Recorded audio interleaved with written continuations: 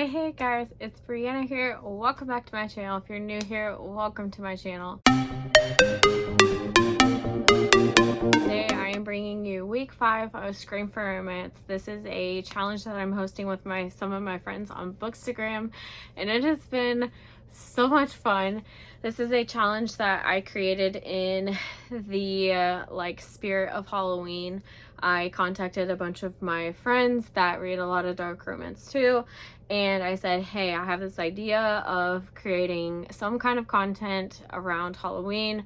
Would you be interested? And that's where we came up with this. It is so much fun. I'm having such a great time. I'm so glad I decided to do this. Today I'm going to be bringing you some Mafia recommendations. And before I get started with my 8 recommendations, please know that these do fall under the dark romance world. So naturally they're going to come with triggers and content warnings. So if you have any triggers or content warnings that you are specifically not interested in, please do your research. A great place to start is going to be Goodreads, or even going directly to the author's websites. A lot of authors will put in detail on their website the different triggers that they have in their book, to whatever degree that they have, I guess is the word. I know just from my understanding of Amazon and the publishing industry, at least for Amazon, there are certain words that are triggered if they're included in a book that kind of like flag it, and authors are not able to upload the book because of that content. So I know sometimes they may have a list of triggers, but it may not be the extensive, like, here's every single trigger. So just kind of know that yes, they do put them in the books, but a lot of the times, just from my understanding, it could have changed, but this is something I've heard over time, that they can't put everything without it getting flagged, and then they can't upload the book. So let's go ahead and get started. I have 8 books that I'd like to talk about.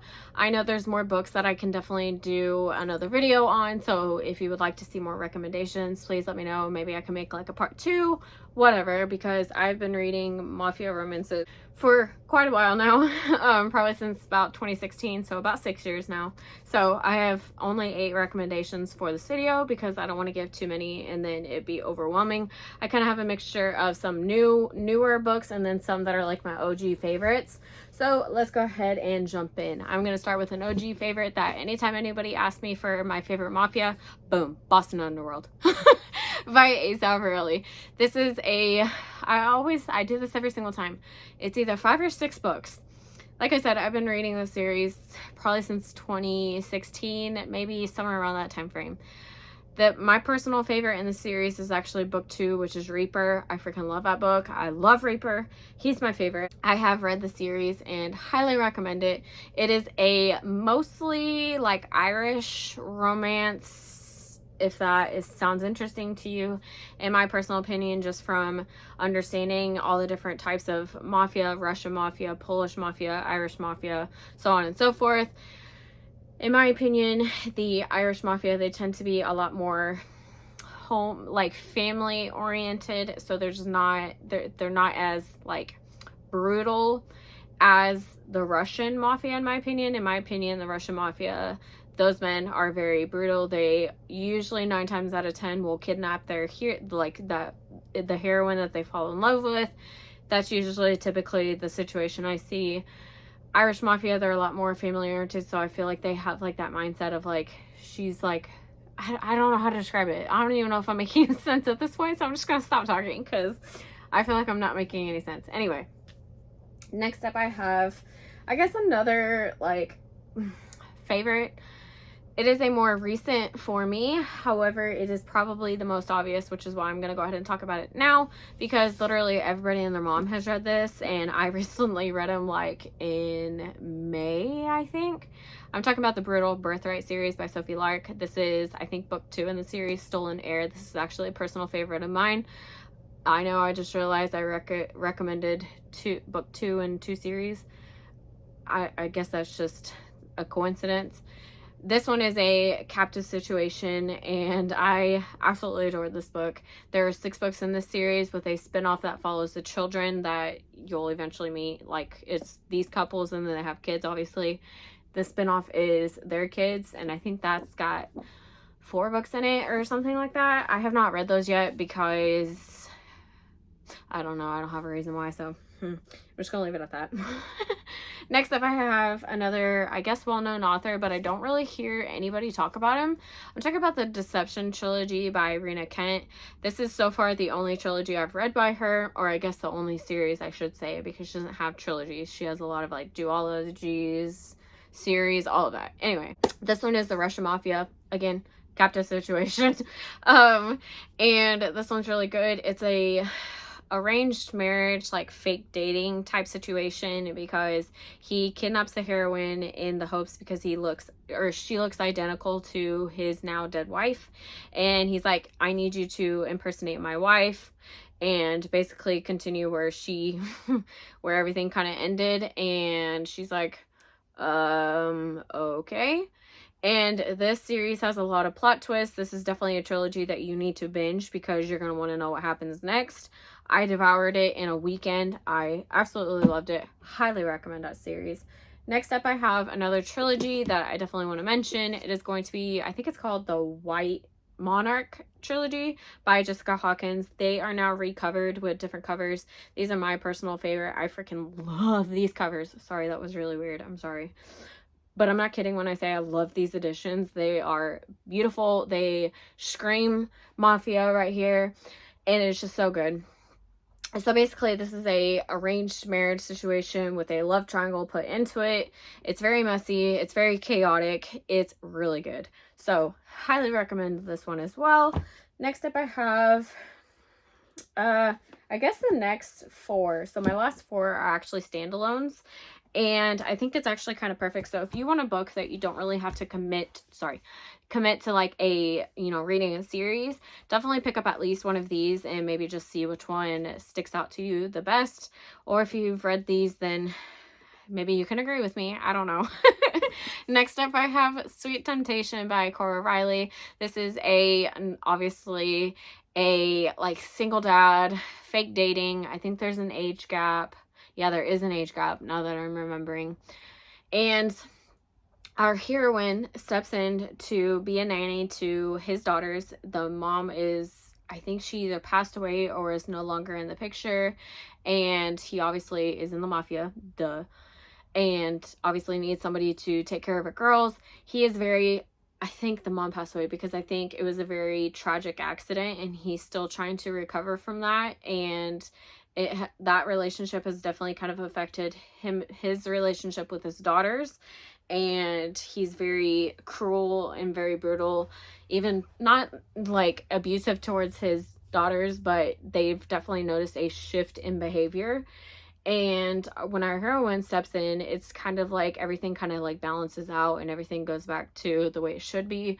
It's just so good. I love this book to pieces. I know a lot of people talked about it like a couple years ago, and now nobody talks about it.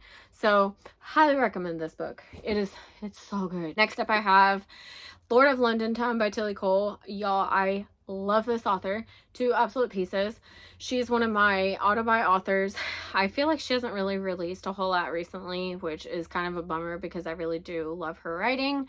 This is a Mafia series that I forget which one it stems off of. I don't think it's Hades Hangman, her biker romance. I think it stems off her other Mafia series, which I'll go ahead and recommend it. Also, it is the Ravage series. There's 4 books in that series. Highly recommend those. Those are so good too. But I wanted to recommend this one because not very many people talk about it. Plus, it's a standalone, so it's kind of perfect. I know this is like loosely based off an Interconnects, another series, and I'm literally blanking on what it is.